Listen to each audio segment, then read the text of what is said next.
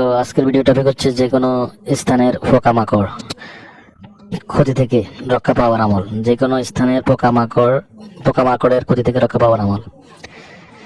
যদি খেতে কোনো বা ঘরে বা খাদ্যের মধ্যে কোনো জায়গায় যদি পোকার আক্রমণ ধরে, তো কি করবেন? পোকার জ্বালা বাঁচতেছেন না, পোকা সব নষ্ট করে দিচ্ছে। এই পোকার ক্ষতি থেকে আত্মরক্ষার জন্য, পোকার ক্ষতি থেকে সম্পদ রক্ষা করার জন্য, খাদ্য রক্ষা করার জন্য, ফসল রক্ষা করার জন্য আপনার করণীয় কি? আপনি কি করবেন? সর্বপ্রথম অজু টজু করে নামাজ 2 রাকাত নামাজ পড়বেন। নফল নামাজ পড়ে একটি কাগজ নেবেন, কাগজে 11 বার লিখবেন। কাগজের মধ্যে 11 বার লিখবেন ফেরাউন গরদ শোধ, ফেরাউন গরদ তাহলে শোধ গরদ শোধ, ফেরাউন গরদ শোধ। এটা 11 বার লিখবেন একটা কাগজে। ছোট্ট একটা কাজ, মাত্র বেশি কাজ না, সামান্য একটা কাজ। এই একটি কাগজে, সাদা কাগজে লাল কালি দিয়ে লিখবেন 11 বার ফেরাউন গরদ শোধ। আগে এরপরে নিয়ত করবেন, আল্লাহ আমি এই জন্য এই কাজটা করতেছি, মানে আমাদের কি সমস্যাটার জন্য নিয়ত করে নিবেন আল্লাহর কাছে। নিয়ত করে নিয়ে ফুঁদি দিবেন। ফুঁদের পরে যে জায়গায় পোকার সমস্যা সেই জায়গায়, যদি কোনো জমিনে হয় তো জমির চারকোনা সাইডটা দিয়ে দিবেন, বোতলে ঢুকে গাড়াই দিবেন।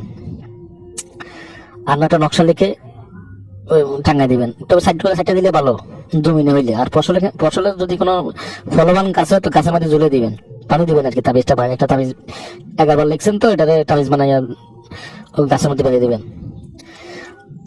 আর যদি চাউল আটা গমের ভিতরে হয় তাহলে ওই কাগজটা ওই আটা গম চাউলের ভিতরে রাখে দিবেন বা চিনির ভিতরে রাখে দিবেন, তাহলে পোকা মধ্যে চলে যাবে।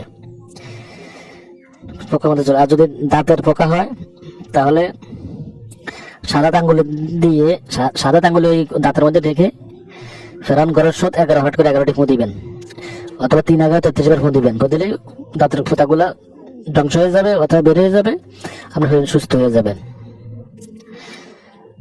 তারপরে